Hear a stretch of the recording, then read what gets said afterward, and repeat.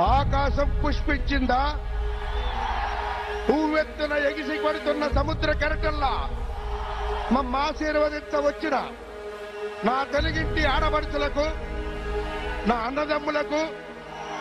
Telugu Desam party కార్యకర్తలకు, నందమూరి వంశ వీరాభిమానులకు, అందునా ముఖ్యంగా నా తమ్ముడు బాలకృష్ణ గారి అభిమానులకు, నా పెద్ద బిడ్డ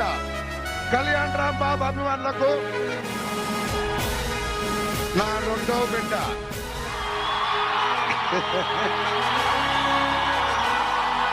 జూనియర్ ఎన్టీఆర్ అభిమానులకు,